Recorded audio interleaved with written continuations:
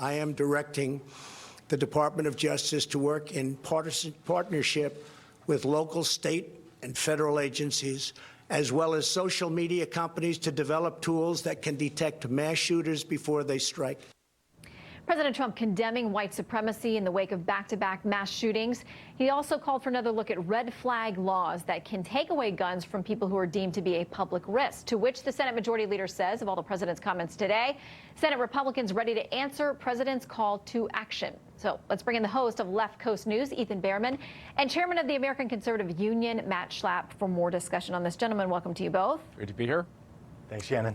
Okay, so listen, the American Thinker has a headline, Why Democrats Own El Paso. They're saying it's because everyone keeps calling the president a white nationalist. They say Donald Trump is a nationalist who supports all things American and has admitted as much. What he is not is a white nationalist, a detail that, like a decimal point, seems minor on the surface, yet it really is the difference between a lightning bug and lightning. Matt, is that fair? Yeah, Donald Trump has absolutely nothing to do with these two horrendous shootings. Elizabeth Warren has nothing to do with the shooting in Ohio, even though that shooter had liked some of her tweets. Donald Trump has nothing to do with this screed, this terrible, evil person left in Texas, which also talked about his concern about overpopulation and the problems with the environment. Even used the term inconvenient truth, which is an Al Gore term. None of these politicians are to blame for any of this. We actually have to look beyond government. We got something really wrong with our society. There's a darkness. These young men who are oftentimes ostracized by society, they don't have friends, they're on the outskirts. They send a lot of messages, Shannon.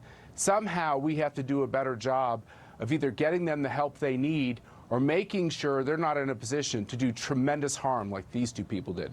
Yeah, and Ethan, to that point, under the headline, this is at Issues and Insights. They said if Trump's to blame for El Paso shooting, is Warren to blame for Dayton? This gets to the point that Matt just made. Said trying to pin the blame for these maniacs' murderous actions on any one person other than the shooter is political opportunism at its worst. And yet, Ethan, it happened within hours. Yeah, well, it's ridiculous to compare Elizabeth Warren to President Trump, who's used the inciting rhetoric from day one of launching his campaign. Elizabeth Warren sends us they're racist. Absolutely not. Mexico sends us rapists, criminals. That judge can't rule fairly on my case because he's Mexican.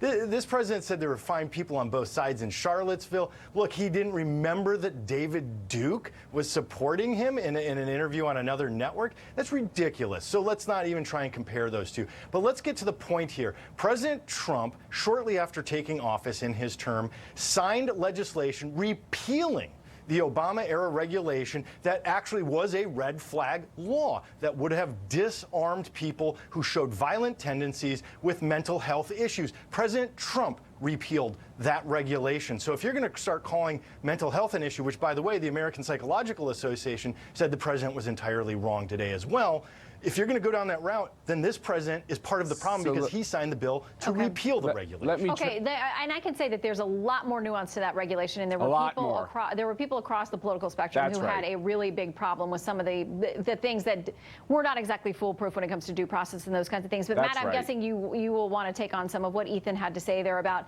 the president's comments and how in some ways they have been mischaracterized. The president has nothing to do with these shootings. And blaming politicians for our problems and expecting the government to solve all of our problems is one of the reasons why we're not solving the real problem here.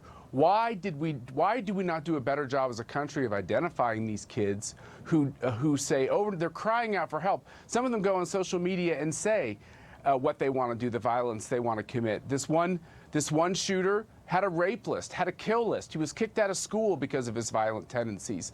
We get a lot of hints, and for some reason our system doesn't do a very good job of tracking these people. Now, let me speak specifically. But Matt, let me ask you, would you support then these red flag laws that Ethan's talked about, the president, and today I talked to Senator Graham about it as well. I mean, he wants to pursue these. Look, I think we have to define the term. I do not like what Obama did, where just because you're getting older, all of a sudden you have to give up your firearms. I think it goes too far when people don't have due process. But I think when you see a trend where it's young men who are oftentimes over-medicated, that they have shown violent tendencies. I don't think we should be allowing people who profess their desire to commit terrible violence. I don't think we should be selling them guns. I think that's a very practical solution to this problem. Let me bring Ethan in. I mean, is it a combination of factors here? Are there multiple fronts in which we need to attack this quickly, Ethan?